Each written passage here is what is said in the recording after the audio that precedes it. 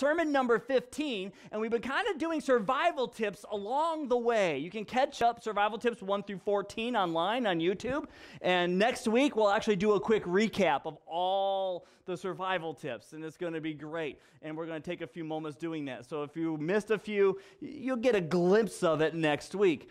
So this time, as we look at the survival tip, it's number 15, as we're think about that, 16 sermons through a 10-chapter book. That's not too bad, right? Almost a chapter a week.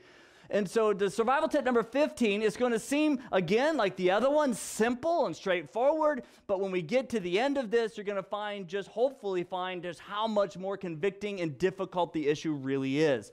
So the tip number 15 is be a person who celebrates, focusing on triumph out of tragedy, or triumph over tragedy. However you want to word that word is fine, okay? So, be a person who celebrates, focusing upon triumph over or out of tragedy. And here's the thing, and I know a lot of people are, and us and those online are going to be like, oh, we're Baptists. We know how to celebrate. Just give us food. We celebrate. And here's the thing. There is a difference between party and celebrate.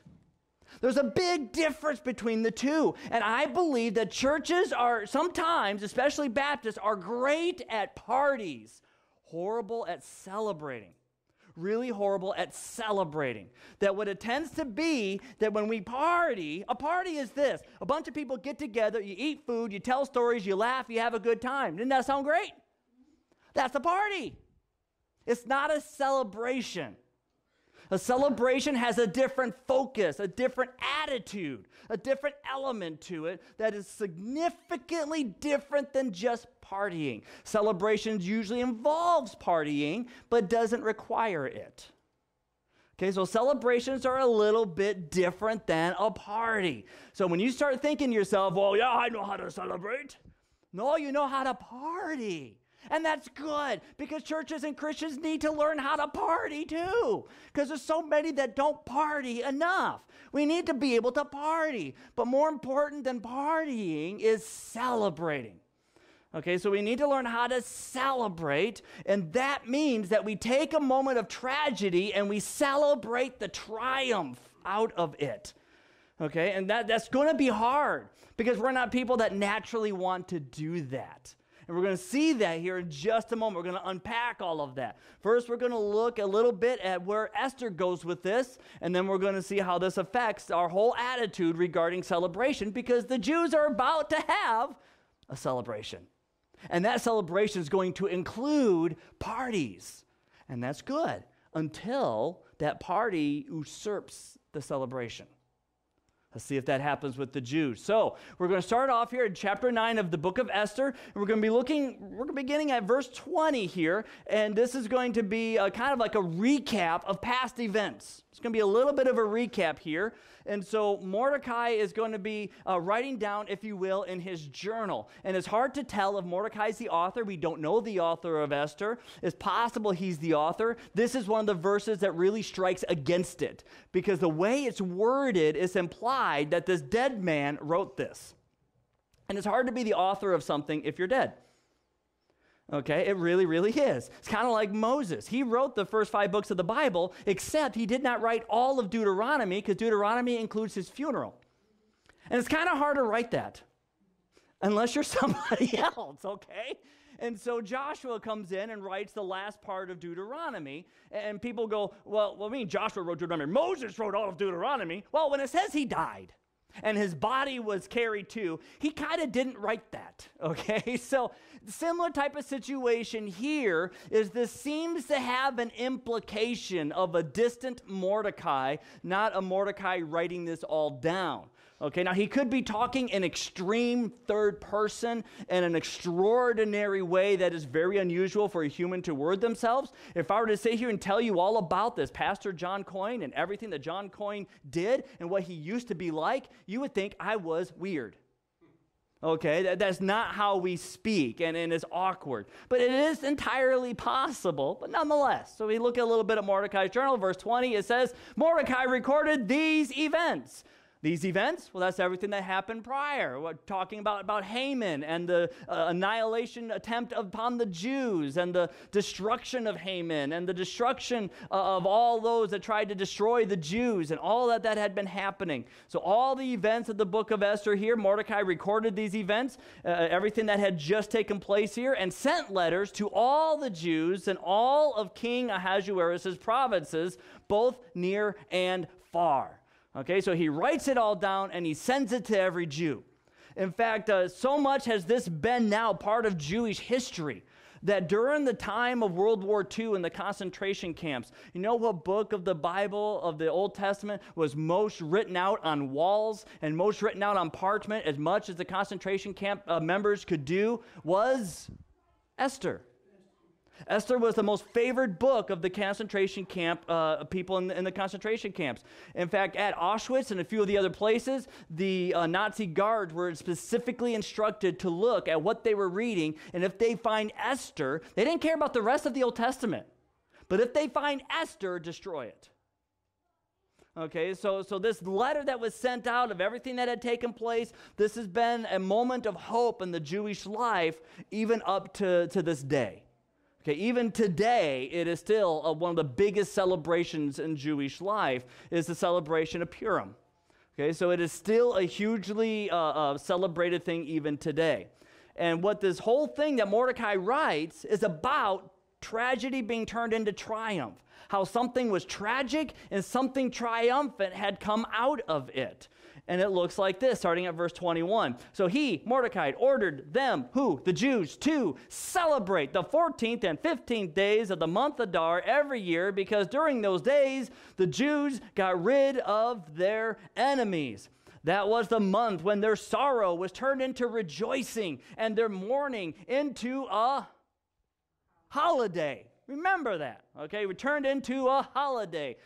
They were to be days of feasting and rejoicing and of sending gifts to one another and to the poor. Okay, so kind of remember that. Mark that in your Bible. So the Jews agreed to continue the practice they had begun as Mordecai had written them to do.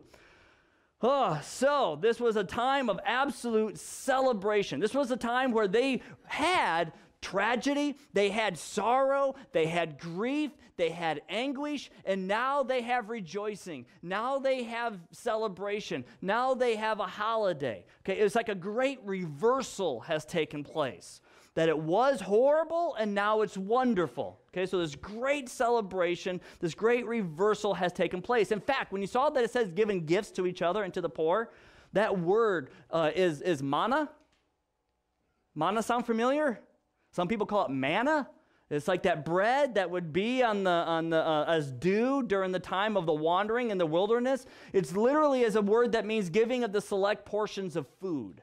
So when they would give gifts to each other, it wasn't like they went to the local iStore and got themselves an iPod or an iPhone and said, here's your new piece of technology. It wasn't that type of gifts. It wasn't necessarily in a box with a bow on top. We're talking they showed up with like baskets of food.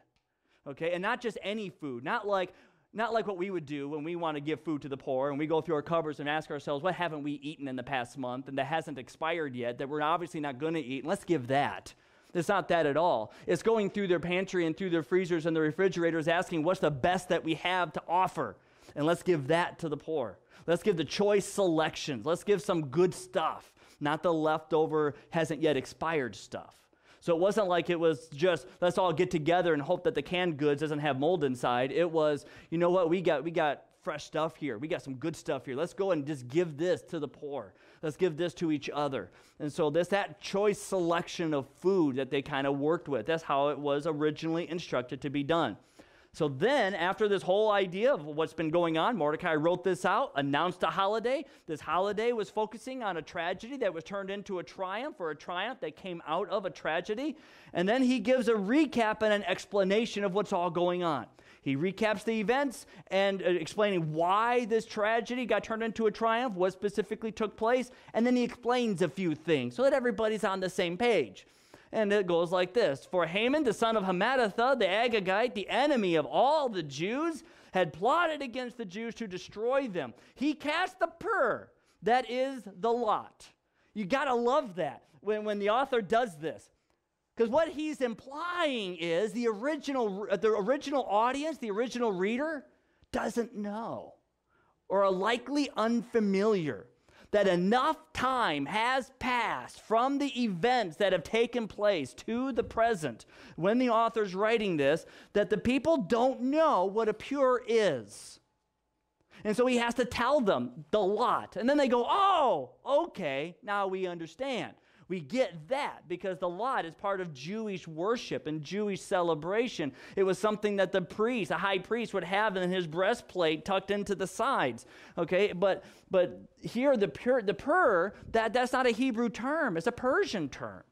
Okay, so the audience isn't going to be quite familiar with this. And so he has to explain it to them. This is the lot, okay? So Haman would throw the lot, which is ironic. He would use something that the high priest in worship is supposed to use, and he's using it to try to call out on false gods for destruction and genocide, which is interesting.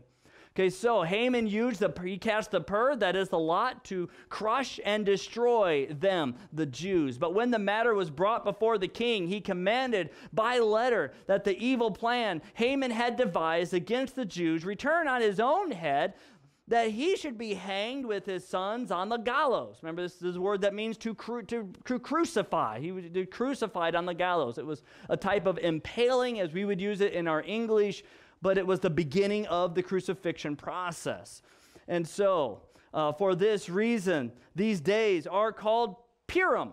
You know, it's a little different than pure. We'll hit that in just a moment. From the word pure, because again, this is Persian. And so the author's teaching Jews a little bit about Persian language. Isn't that kind of fun? So we're going to do that. That's going to be fun for us. You're going to wish you stayed in bed, but that's a different issue.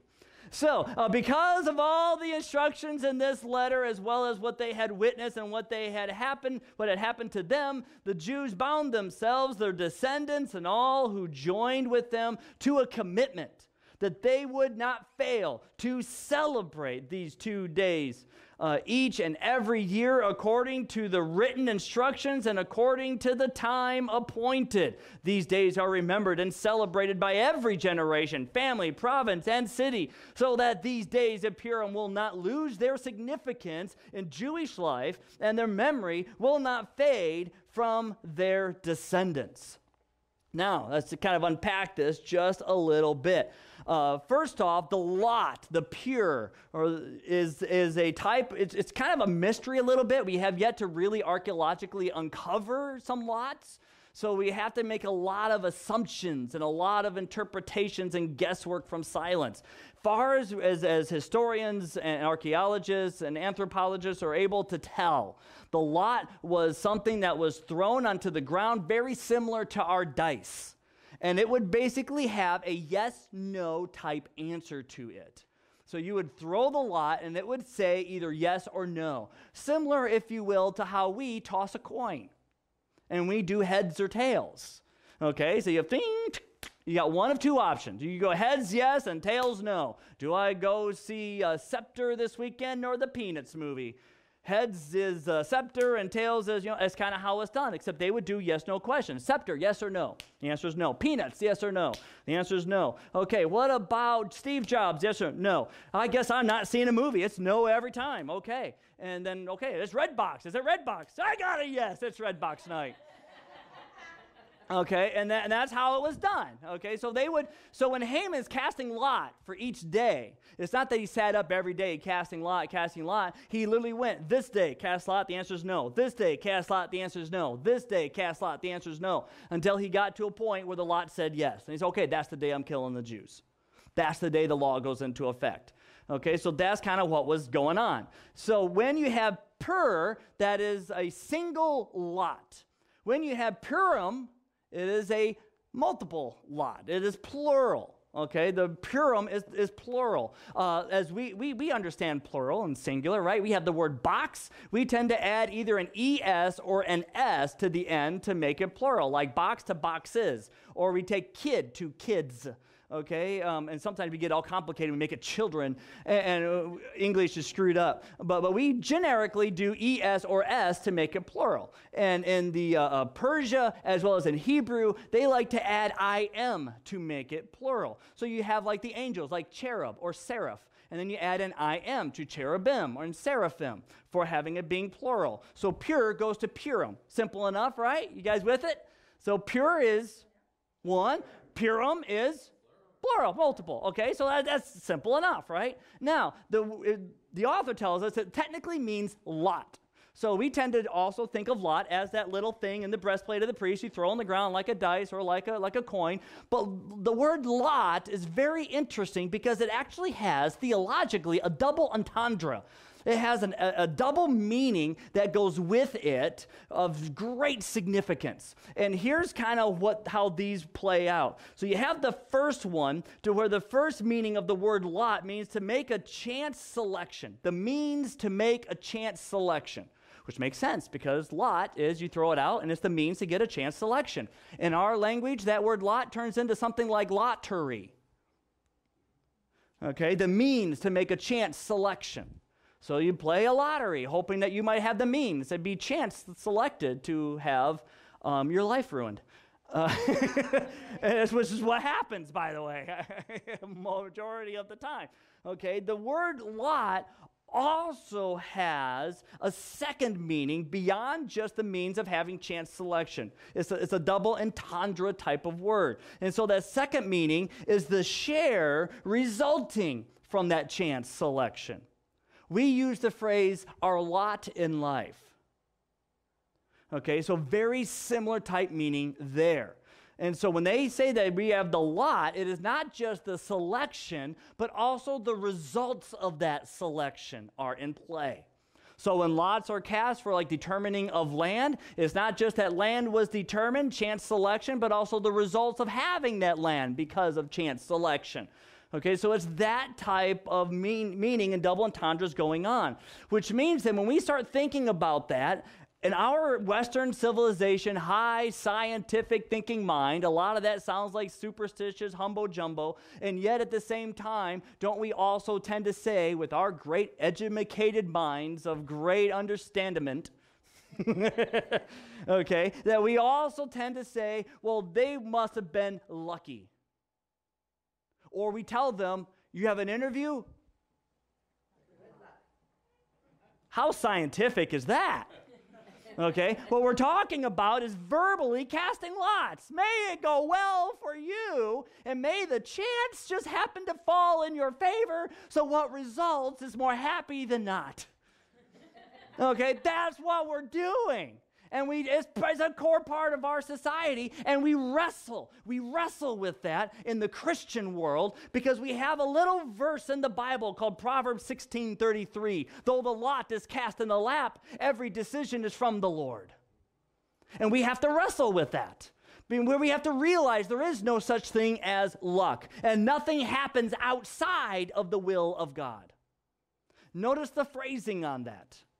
Nothing happens outside of the will of God. Not that God causes everything, because God does not cause evil. Evil is random. Evil is bizarre. Evil is a mystery. That evil happens, that a tornado comes and destroys one house and jumps over another, that a hurricane will come toward one country and then suddenly shift, skipping that country entirely, but devastating another. And we wonder why? Why is this happening? And God is not causing it. He's not grabbing it and moving it, but it does not happen outside of his will. In other words, it did not surprise him. And we wrestle with that. And it's hard to comprehend that you might go from job interview to job interview and everyone's telling you no. And you wonder, why, God, aren't they saying yes? And it's not that God's forcing them to say no, but it's not that their no's are outside of his plan, outside of his will and outside of his control. And we wrestle with that because we want a scientific answer. We want clear yes and no, and we don't have that in life. And that's the book of Esther, is that it's so almost ambivalent like that. Is what they did moral? Was it not moral? It doesn't tell us because life isn't so clear-cut like that. Is God wanting that to happen? Was God honored by that happening? Was that his choice? Did God control that? Well, it's not outside of his control, but we can't say that he did it because it's not telling us that. And that's the way it is in life. That we have to accept that ultimately it is God who determines the lot, and it is God who maintains the lot of his people, and it is God that we have to rely and trust in, and know that whatever happens that is horrible and wicked and extreme is not outside of his control, that he is still in control even though the worst is happening. And it is really difficult to grapple with that. Really difficult to grapple with that. And the Jews struggle with that even today. They struggle with the fact that God delivered them completely from the trickery and horribleness of Haman, but did not deliver them completely from Hitler. They struggle with that. Why did they have not a single Jew die here, but a third of them died here?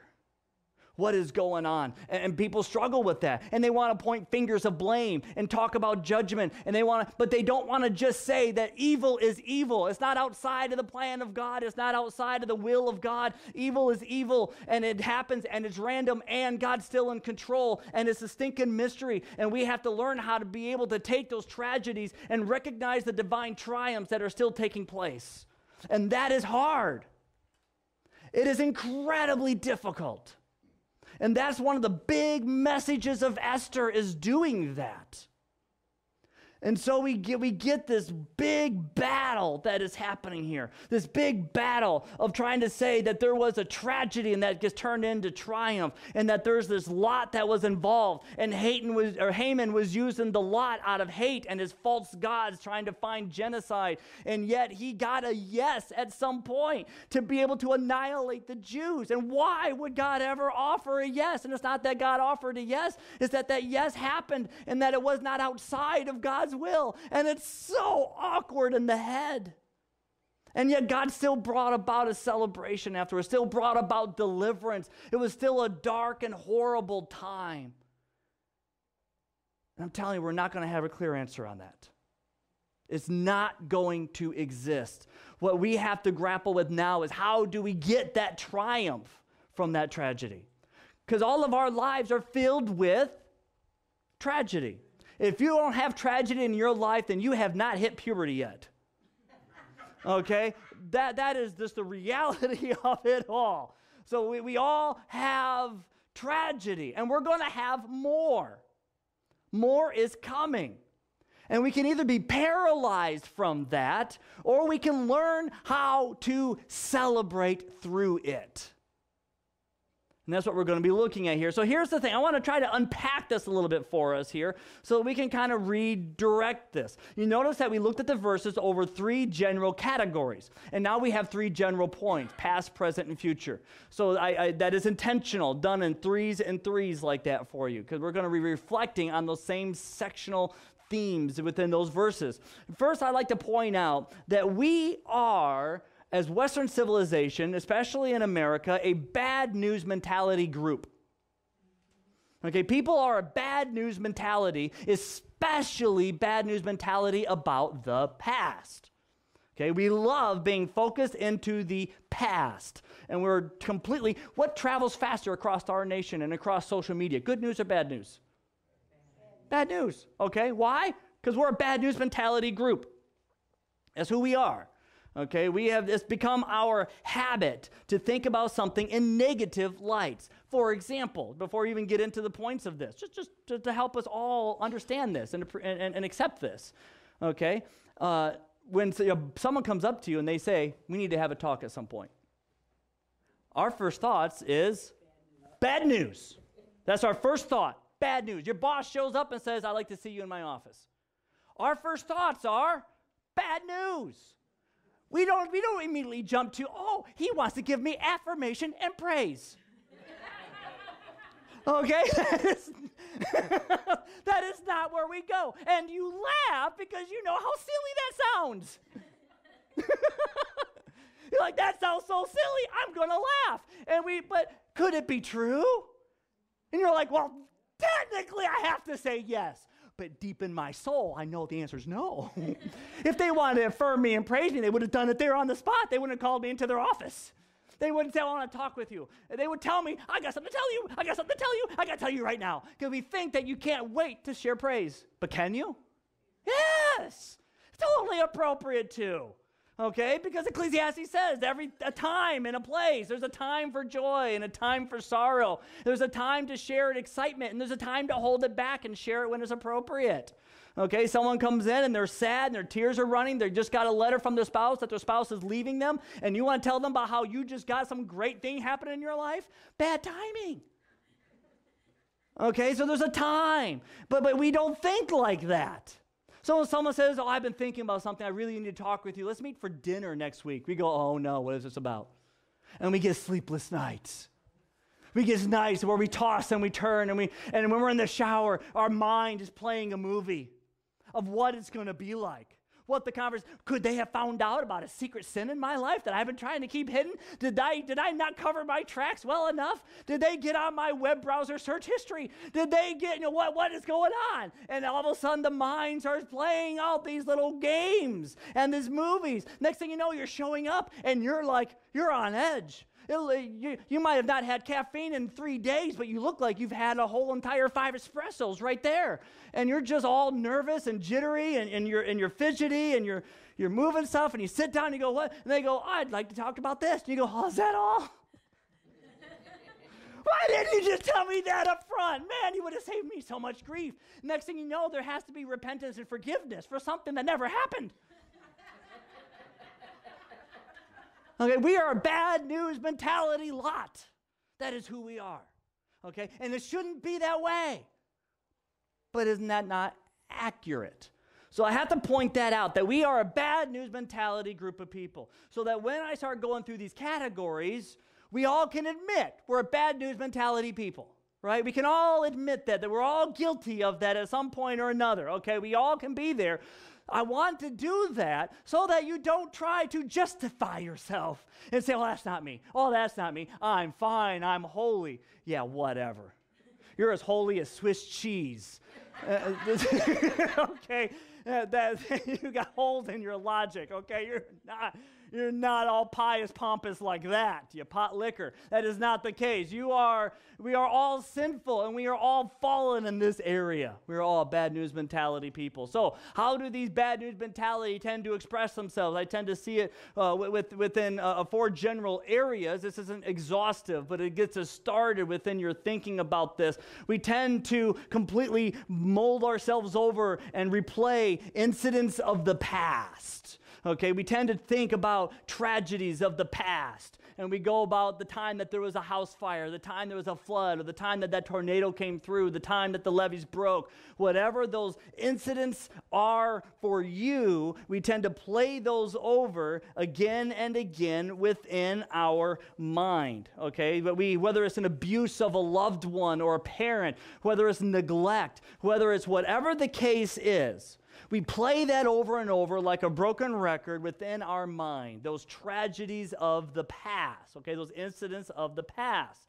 We also have a tendency to let our minds dwell over and over again about damaged relationships, okay, those relationships that are broken and that are damaged, whether it is from those that have wronged us, those that we've wronged, whatever the case may be. Okay, so we tend to play those out and conversations that we've had about those broken relationships and what could have been different if I had just said.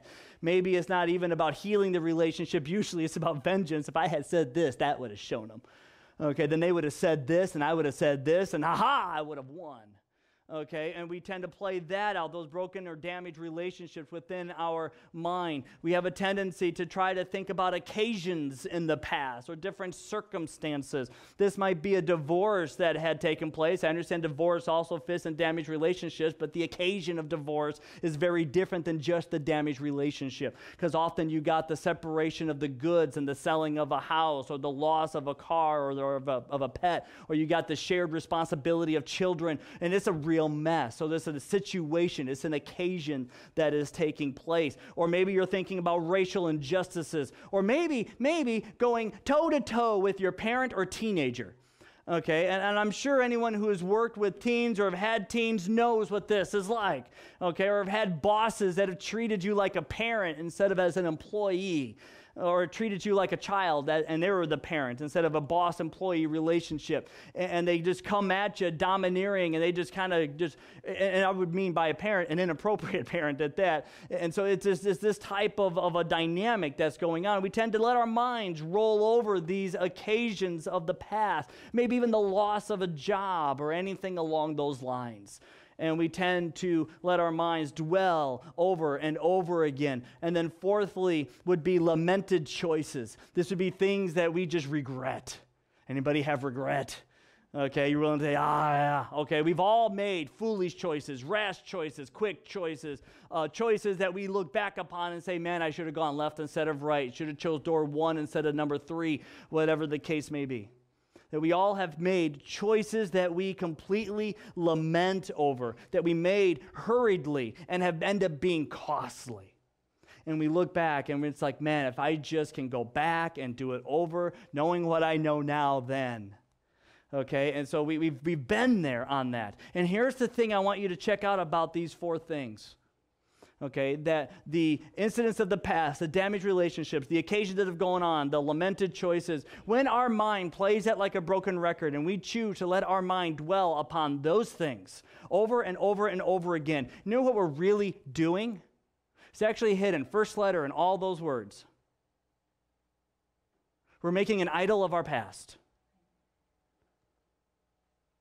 That's what we were doing. We were making an idol of our past, or we're making an idol of ourselves, that we think that we need to be at a certain level of significance, a certain level of happiness, a certain level of respect, whatever the case may be. So we think we're all that, and that we don't deserve to have all those things in our past, or that we should have been super Johnny on the spot on everything, or we should have been able to be whatever the case is, and then we dwell on that over and over and over again.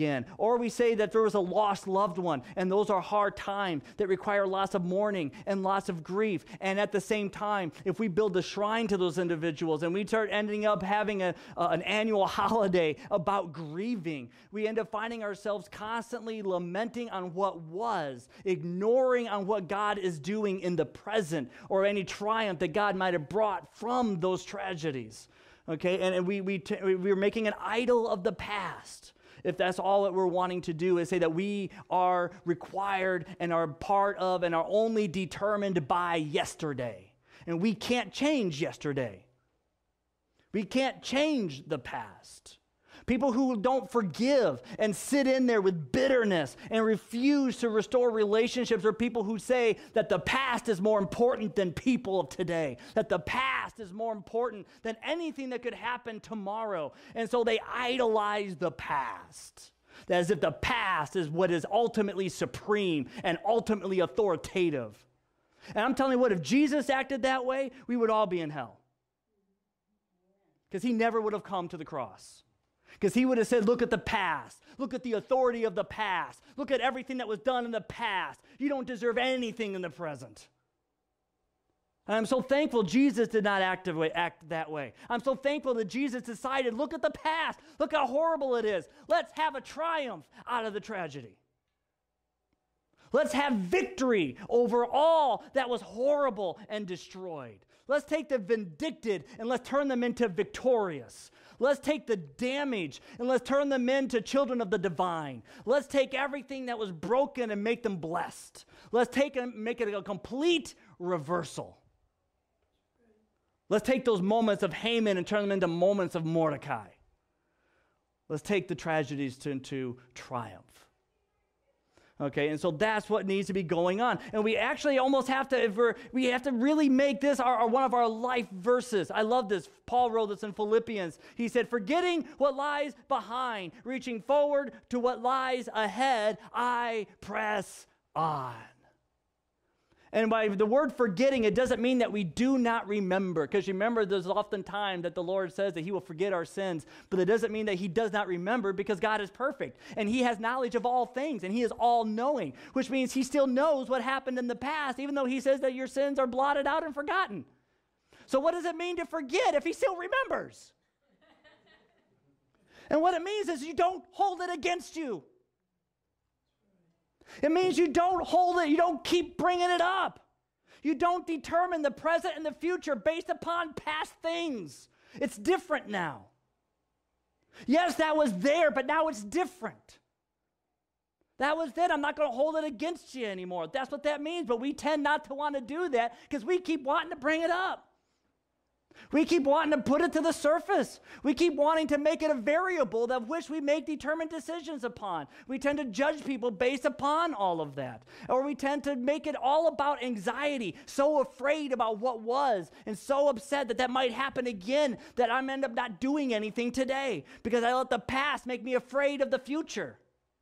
And so we end up not pressing on. We end up not reaching forward to what lies ahead because we end up saying something like, well, if I do X, Y, and Z, then I might fail, or I might end up actually having success and having more expected of me than I could ever imagine handling, and I can't handle that. So I'd rather just do nothing. And if I do nothing, then tomorrow will be no different than it was today. And at least that can't be worse than what it is today. So I'm just not going to do anything. And the next thing you know, you find yourself from anxiety into depression into apathy. You're going from being afraid of a repeat of what once was. You're afraid that's going to happen later. You're afraid life isn't going to be satisfying. You're afraid that you're not going to be able to appreciate God's will. And you end up having all this fear that leads you to depression. Oh, woe is me. This is helpless. This is hopeless. There's nothing I can do about this. So I might as well do absolutely nothing.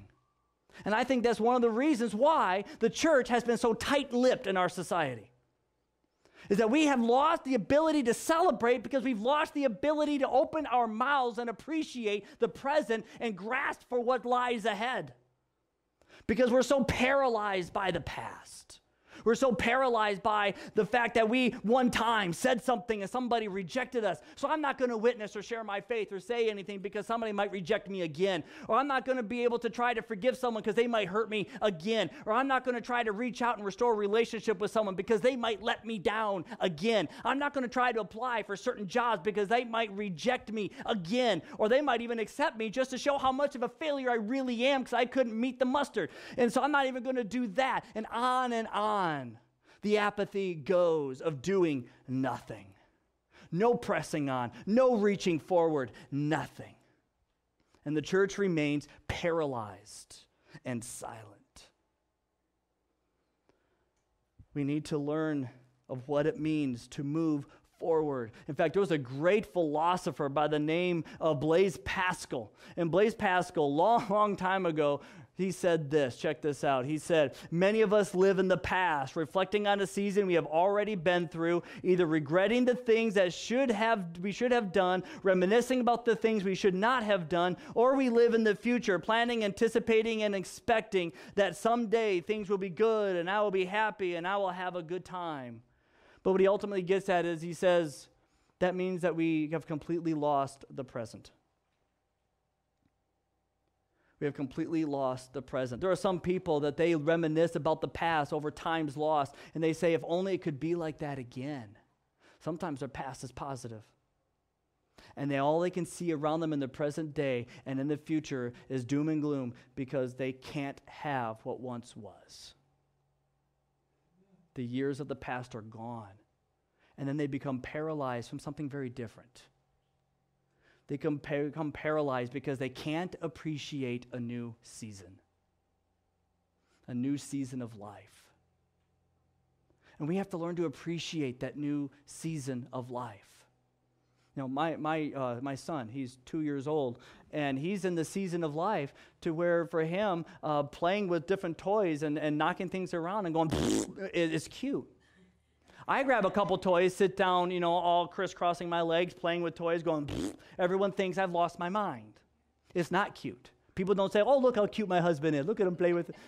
They don't say that, okay? George puts on a hat, and he looks adorable. I put on his hat, and they go, no, take that off. Okay? It's a season gone. It's a season gone. Okay, and we have to learn to appreciate the seasons that we are in. If you've had good seasons of the past, awesome.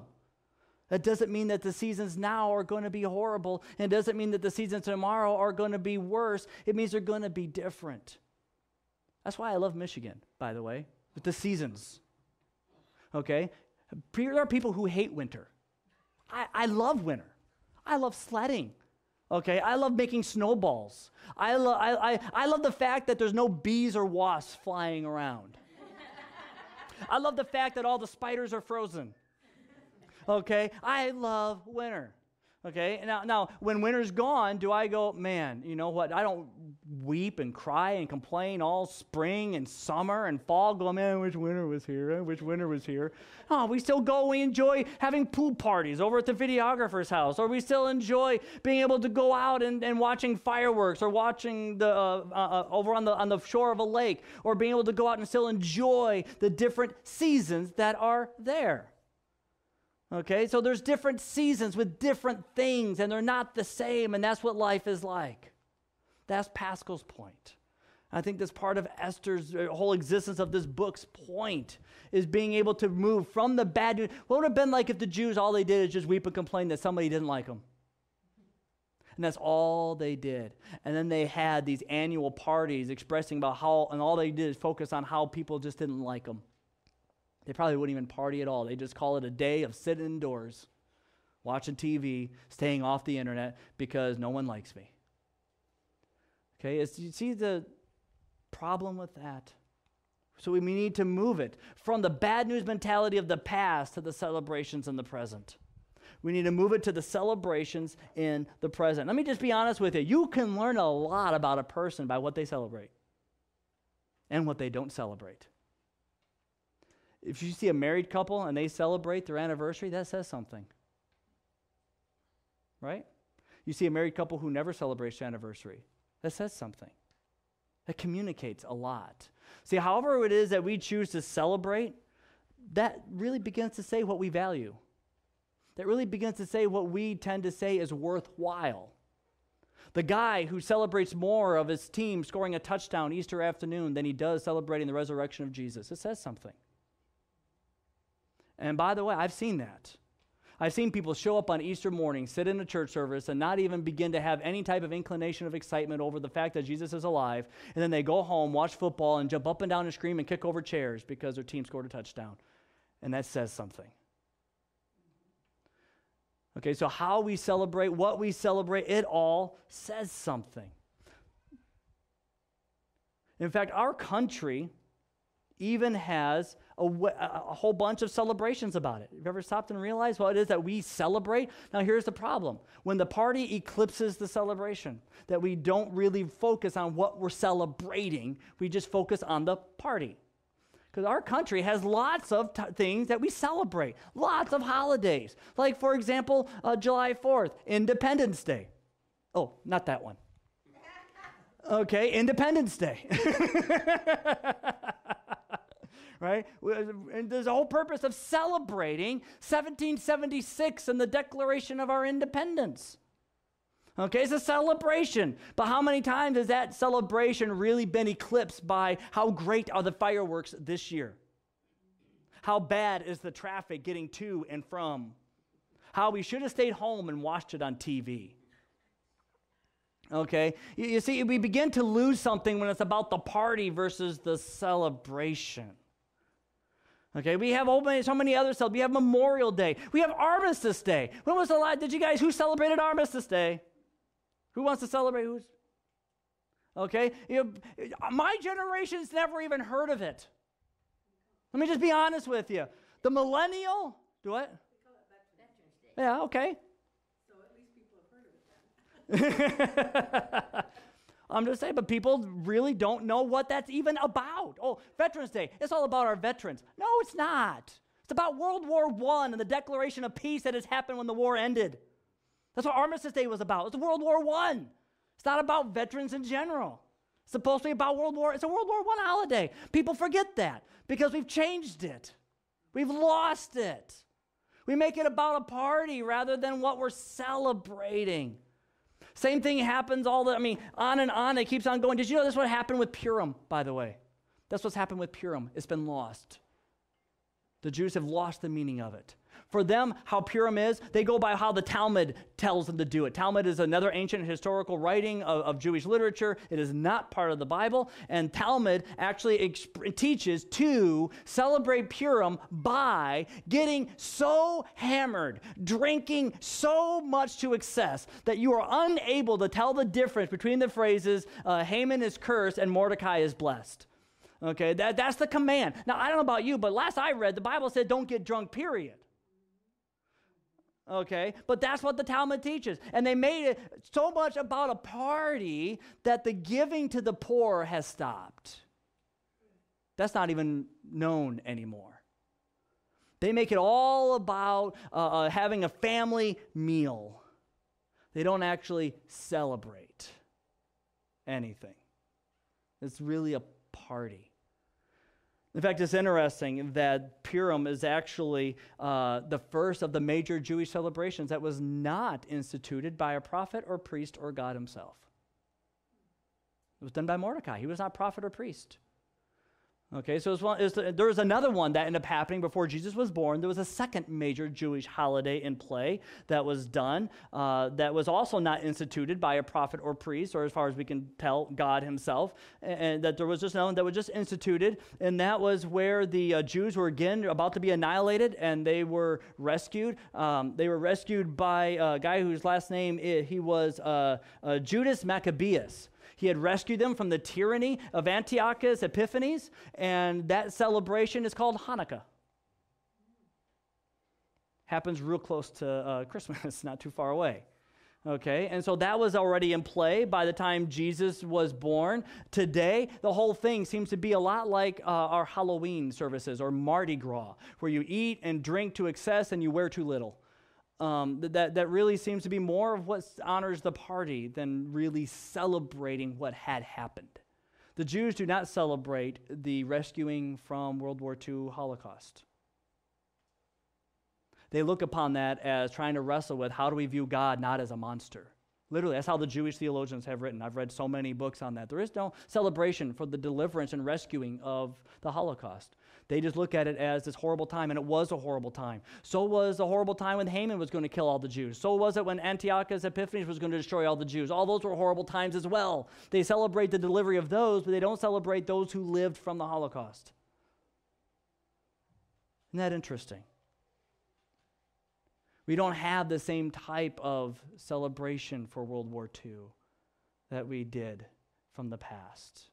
Celebrations have begun to change. Even our cultural holidays have begun to change a little bit. Take, for example, the time when the colonials had, or the colonists had first come, and they were having a really, really, really hard winter, and they almost died, and they didn't know how they were going to survive the winter. You know, their heaters were all broken, you see, and their AC wasn't working right, and their HVAC wasn't functioning, and okay, we're talking way back. They didn't have any of that. They had a really hard winter. After the winter was done, they had a very plentiful spring and harvest in the fall. It was amazing, and they celebrated how great God is, that they saw the end of winter, and they saw a beautiful harvest, and they celebrated. And they celebrated so greatly with such a great feast and such praises to God that the governor of Massachusetts declared it a holiday and called it Thanksgiving.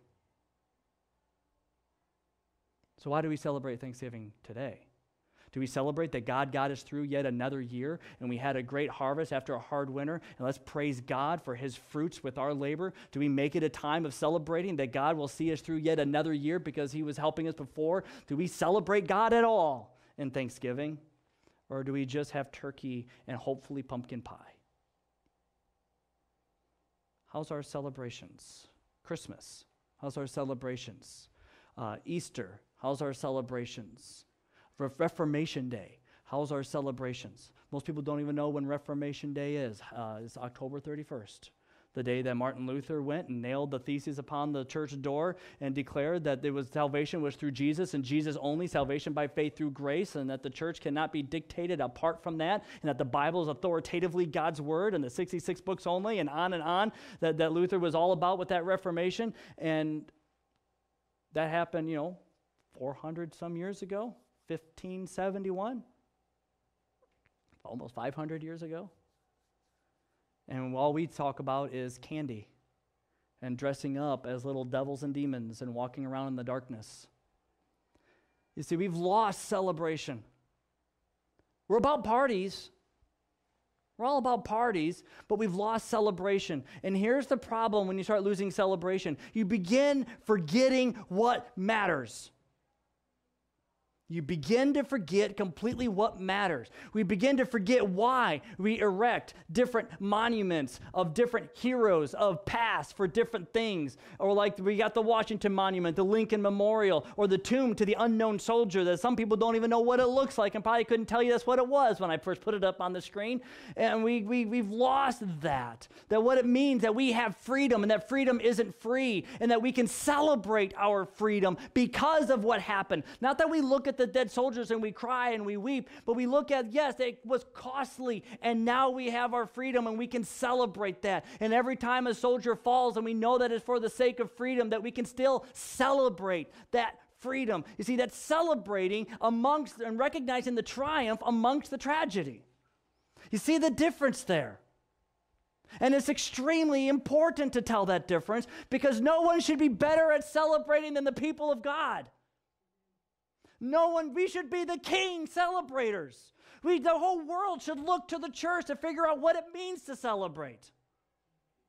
They should be able to look to us for advice. They should look to us and say, boy, you guys celebrate. And we should be able to say, well, we're looking at the biggest tragedy in the history of creation, and that is the fall and the separation from God and the Creator. And we're looking at the greatest triumph in all of creation, the fact that that relationship can be restored, and that Jesus came and died and rose again and will one day return, and all will be set straight, and all the record will be set straight. We can celebrate that triumph of Jesus over hell, of Jesus over death, of Jesus over sin, of Jesus over Satan, of Jesus over every one of our failures, every one of our inadequacies, every one of our letdowns and put downs, and every single point of our completely demise. Everything, Jesus has triumphed over it all. We have a reason to celebrate in the present.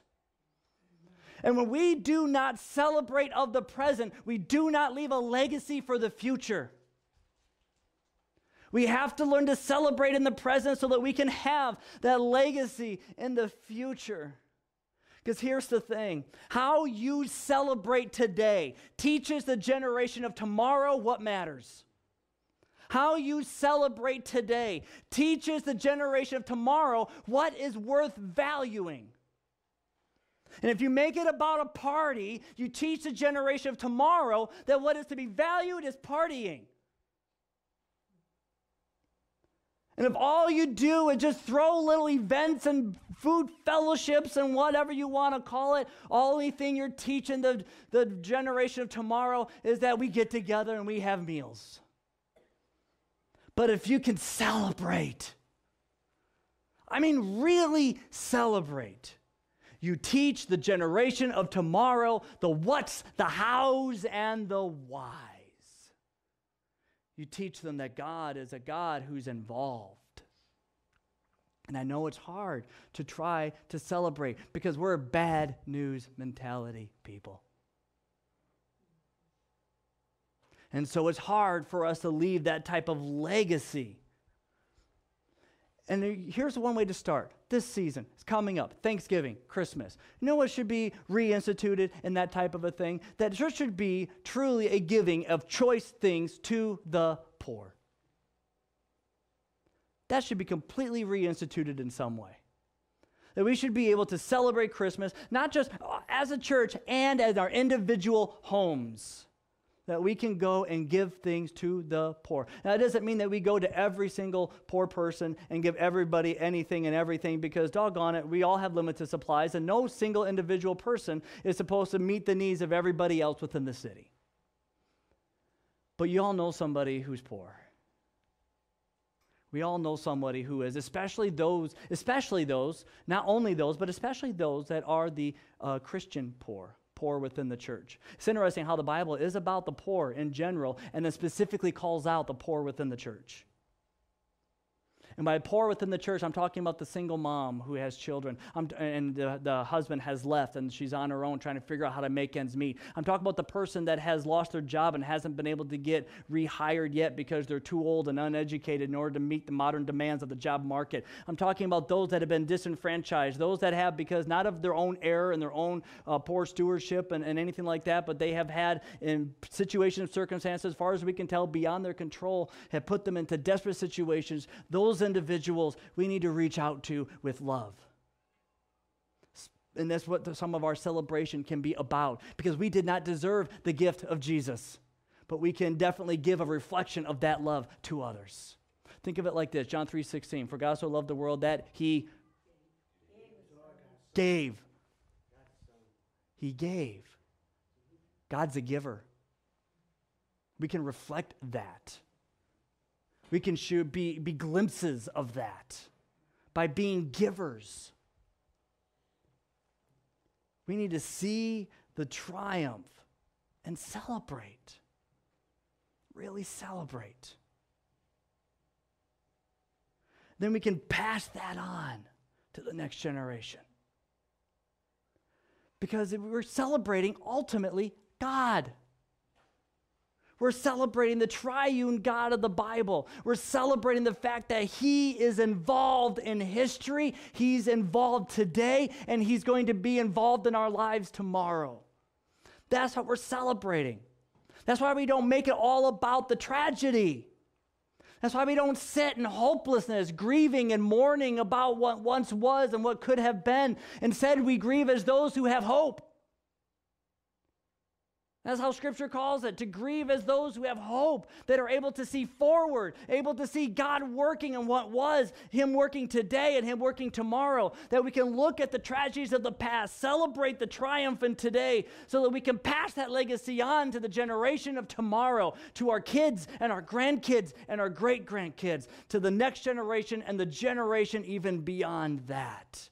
That was Mordecai's call to the Jewish people, to celebrate Purim for all the people, all the generations, to never forget what happened. Not to turn it into a party, but to make it a celebration so that we don't forget what happened. And we need to do that as well. How many people are really willing within the church to even celebrate their salvation? How many even have a salvation birthday, but don't even view it as such? But we celebrate our birthday. Apparently, it's more exciting that we can come out of our mama than it is more exciting that we can be born again from the Savior. And that seems like a little bit backwards to me. Shouldn't we be excited and celebrate that Jesus came? Shouldn't we be excited and celebrate that we have victory over sin in the name of Jesus Christ and through the power of the Holy Spirit? Shouldn't that be something to be excited about? Isn't it worth celebrating? Because it is, of all the things that deserve honor, of all the things and people and events that deserve praise, of all the things that deserve being lifted up, isn't it the Alpha and Omega? Isn't it our God and our Savior that deserves that above all things? Yes, celebrate freedom. Yes, celebrate independence. Yes, celebrate coming out of your mama. Yeah, absolutely. I find it interesting we celebrate the day we were birthed, but not the day that we were conceived. And maybe because the celebration would be a little bit too awkward. I don't know. But aren't we alive? Aren't we a life? Okay, but what are we celebrating? Yes, we can celebrate all those things. Yes, we can celebrate Armistice Day. And yes, we can celebrate with fireworks and everything else. Absolutely celebrate. But don't just look at it as, look, we won some war. Look at it as, look, God gave us victory so that we could have freedom and independence today. So that we have, amongst many other countries, the freedom to be able to worship here. The ability to be able to praise God without having to worry about how loud we are, without having to worry about if anybody saw us creep into the building because they might arrest us or call the cops because it's illegal to worship. And I've been to countries like that where you have to be worried about whether the police know that you exist or not. I've visited India where we had to be able to make sure that no one knows where the church is. You had to go by individual invitation only because the people with machine guns would show up and drag you out and put you in jail, put you in prison, or kick you out of the country. And there are countries that are like that. We are free. We have independence. We have freedom. We should celebrate July 4th. We should be able to celebrate Armistice Day. We should be able to celebrate Memorial Day. We should be able to celebrate all those things because God has blessed us with a country that has freedom, the ability to have freedom of religion, and we need to be able to be excited about that, take advantage of that, and be able to praise God for that, not praise our country for that. It's kind of getting that backwards. And then come the election day, we should get excited when the person gets chosen. We shouldn't be all about the elephants and all about the donkeys. Instead, we should be about the Lamb who determines the results of every election that takes place for his honor and his glory, whether we like the candidate or not, and be celebrating the fact that it's Jesus who's in control, and it's Jesus who makes sure that every government that there is under his authority, and that it is Jesus who is going to come back again to make sure that whatever went wrong, he's going to set it right. So instead of being about donkeys and elephants, let's be about the Lamb this election. Let's be excited about that. We have reasons to celebrate, and let's do it. Will you do it with me? You want to get together and let's go ahead and let's celebrate and let's dance together and let's sing some songs together of enjoyment on this.